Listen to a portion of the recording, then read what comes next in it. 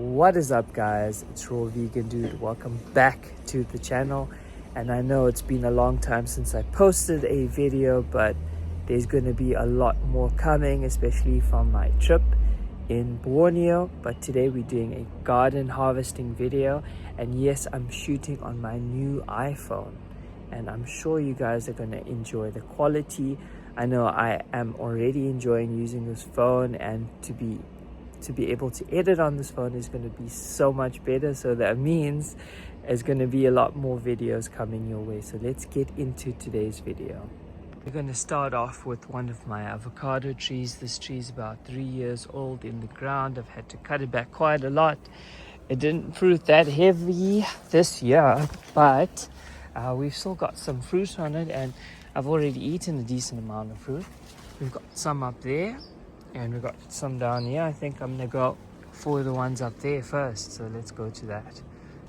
As you guys can see on the floor, there's a lot of leaf matter, a lot of organic matter, and that is because avocado trees love leaf matter, especially their own leaf matter. If you can get enough of the stuff on the ground, you don't have to fertilize them much.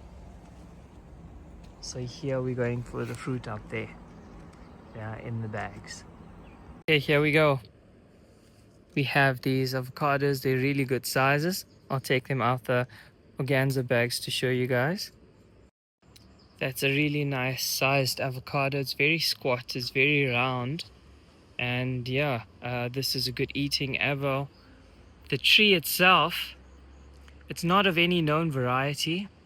It's a tree that I found growing off the side of a main road, and I watched it for a couple of years, and it fruited every single year, and I tasted the fruit, and the fruit was really good quality. So I decided to propagate it, to graft it, and planted it in the garden, and it does really well every year that I've had it. It did not flower in the first year, but ever since the second and third year, it gives me fruit. So that's a great variety. Behind me there's the tree. I keep it trimmed considerably. It's about, say, 4.5 meters. It was much taller than that, but I like to keep the avos nice and short, easy to bag, especially from pumpkin fly. While I was in the tropics, I noticed they also have a lot of pumpkin fly, and it stings a lot of their fruit.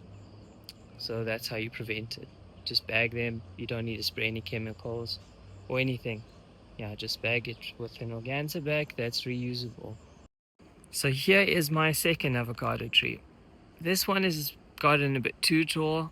I'd say it's probably around 6 meters. I'm gonna cut it back quite a lot. From around there, I'll cut it back there.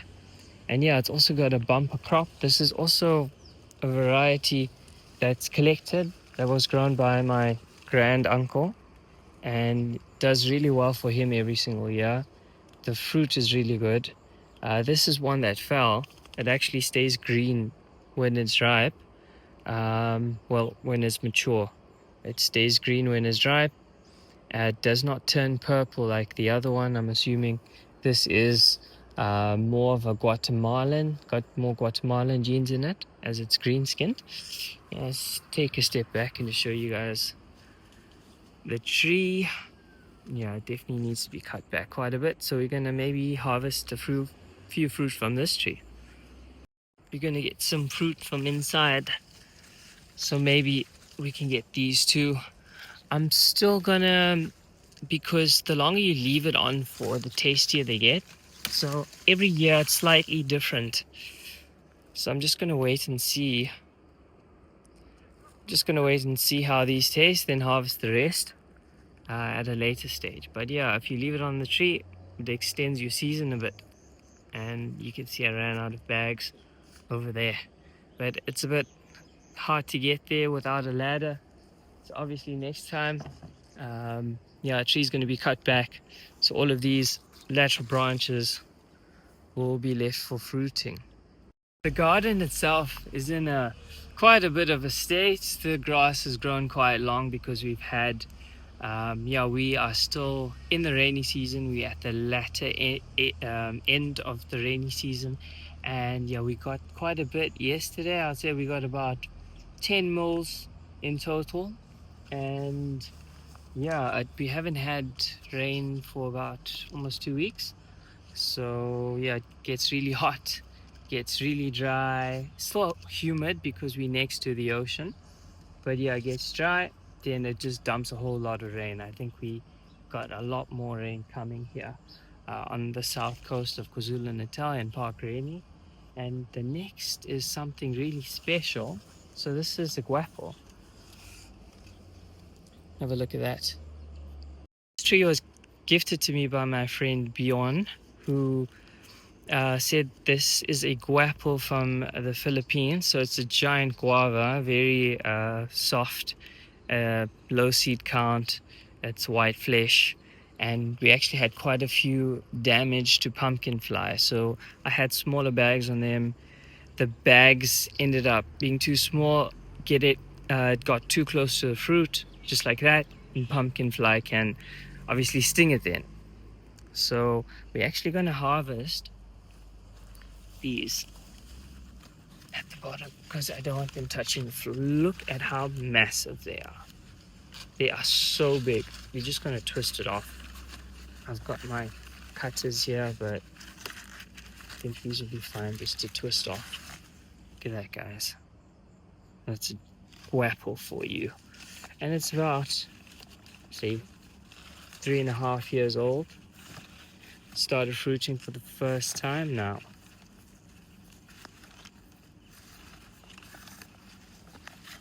That one's going to need a bit of work. It's got quite a thick stem, obviously, because it's a massive fruit. We've got one more here that also needs to come down. Look at that. My gosh. Okay, that one was ready. Okay. Look at that, guys. We'll leave one more on here. We'll just leave it on. A lot of people have been asking me for this fruit, literally walking past and asking me if I've got trees or if I can sell them a fruit, but obviously these seeds are super valuable. How big is that, guys? Look at that. It's bigger than the largest avo that I have. Amazing, hey? Super amazing. And it's a really good fruit too. It tastes really good. I think there's a lot of potential for this type of guava. I've seen them grown in the Asian markets, well, sold in the Asian markets for quite a price. But yeah, we can get them grown here in South Africa locally. It can make the price much cheaper, more affordable for people to enjoy. So the fruit we've picked so far have been real food, like real calories. The next fruit we're going to be picking is a bit of what my friend Justin likes to call gimmicky, but I have it in the garden anyway, so let's pick it. Yeah. So this is peanut butter fruit. Those of you who have never heard of it before, it gets really soft, it gets smushy, it tastes like peanut butter. It's not as sweet, it's got a hint of sweetness to it, but yeah, it's the peanut butter flavor is very significant in it. You have to wait till it gets really soft. The longer you wait, the softer it gets, the sweeter it actually gets. So those are what the little fruitlets look like, and these are what the flowers look like. They're very gorgeous. Look at them. Very beautiful flowers. Okay, let's pick a few more. The birds do tend to like these quite a bit. They will pick at them if they are exposed, which they are. So there we go, peanut butter fruit.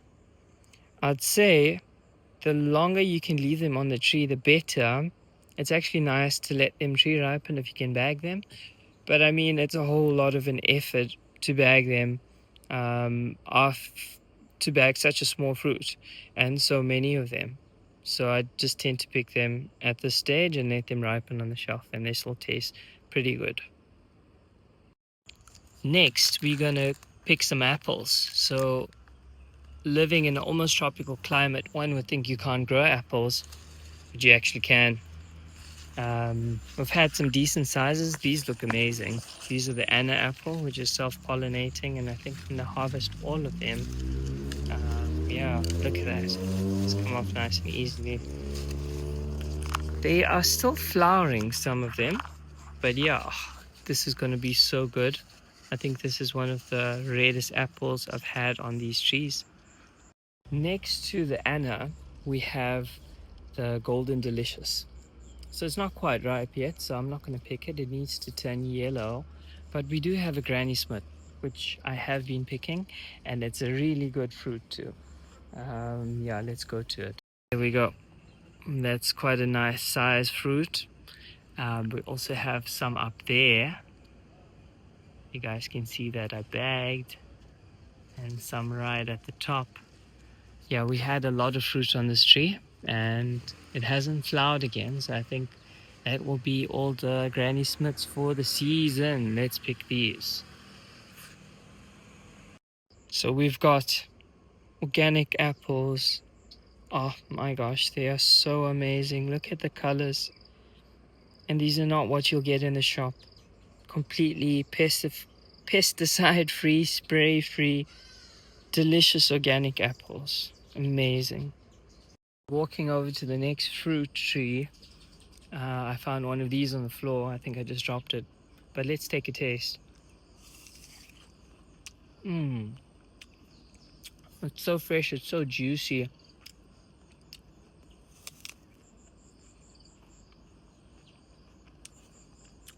It's a good apple here.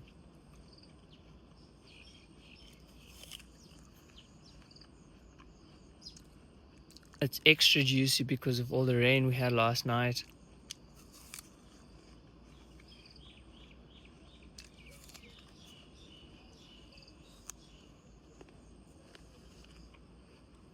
So the next tree that we have was originally started off as a lemon tree, a Eureka lemon tree. It didn't do much, so I then decided to graft on some varieties onto it. So we have what's producing really well right now is a sweet lime, and we've got a blood orange. I did graft the variegated pink lemon onto it, but that wasn't vigorous at all, and it took, but then eventually it died off. But I'm assuming these are sweet oranges or blood oranges. I'm gonna have to wait. I didn't label my grafts, unfortunately. I should have, but yeah, these actually have a significant number of fruit on them. Since they've gotten bigger, I'm noticing them a bit more. But we've got something else. Do a taste test for you guys. So I came out a bit earlier and I just touched this sweet lime and it fell off the tree. So we're gonna do a taste test. Okay, the tree's behind me. The sweet lime is here. Let's bite into it. I've got no utensils on hand. Well, besides the pruner, but let's try and do this with just my teeth.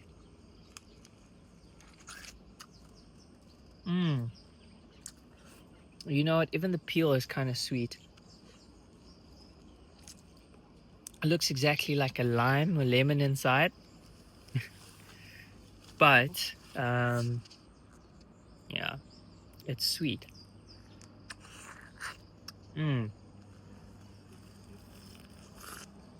It's got so much juice in it.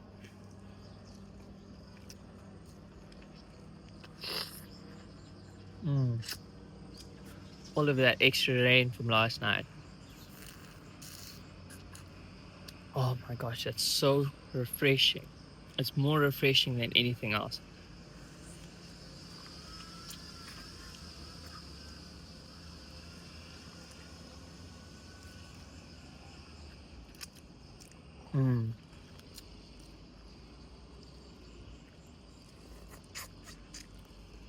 Sweet lime. I really like it quite a lot.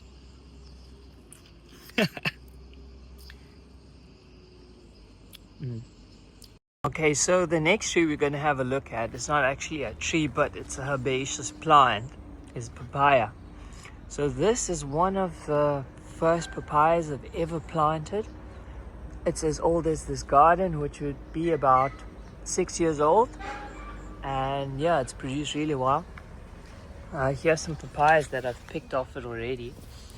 And these you want to pick at this stage, because if you let it get too yellow, when you do knock it off, the birds will go for them. I mean, if you do knock it off, they will fall to the floor and splatter. So you don't want that. You have to pick them at this stage. And yeah, it's a decent papaya. Not my favorite, but it's a good one. More up there. So what I'm going to do is actually, I missed those. I need the pole. Get the... So it's basically a 50mm PVC pipe with a plunger tied to the end. So you don't like smash or indentate the papayas. Yeah, just to push them off gently. So that's one tree that we've harvested from. What else is looking quite good is this soursop tree next to it. Not fruiting, we can't harvest anything off it obviously, but yeah, it's grown quite a lot this year. We've got 2 soursops in the ground. I'm waiting for flowers. So there it is behind me. The Rolenia started flowering, so I'm watching these guys really carefully. Hopefully we can get some flowers, but potentially only this coming September. When the rain starts again, we might get flowers on it. We're gonna have to wait and see. So let's move on to the next fruit that we have to harvest.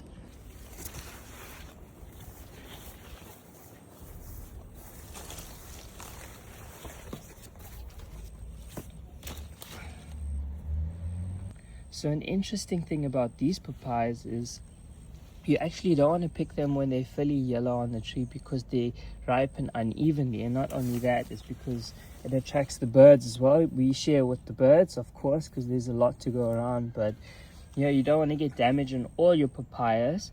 But the main reason is because you want to pick it while it's hard, because with this tree is they actually ripen unevenly on the tree. So this yellow part will ripen quicker than the end. So when it falls, that bursts and that is unripe.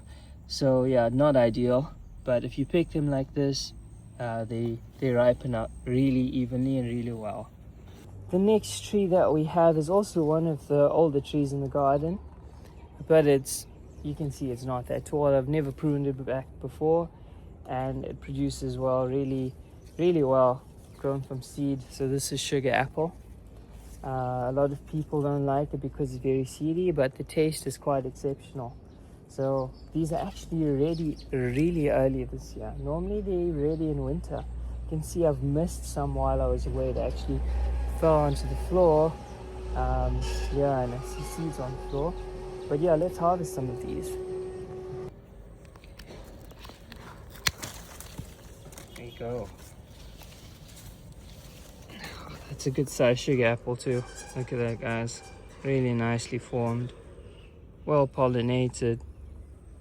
You see when they start opening up like that, to show the white cream colored inside between these segments, that's when you know you can harvest it. So we've got a few to actually harvest. So here we go. There's a few sugar apples. Not all of them are ready yet, but we got 2 decent size, couple of medium size, and a really small one. But yeah, these are going to be good. Look at that. Something really interesting to see. So this is a male papaya tree, and it's actually set fruit. So I've never eaten a male papaya fruit before. I'm not sure how tasty it's going to be. Some people say it's not as good. It's very strange. If you're used to seeing papayas grow, it's like the way it hangs off it with these long panicles. Yeah, so I might take this tree out because it's growing too close to the wall. But yeah, let's taste the quality of the fruit. It's got really beautiful flowers. Yeah, it's really good.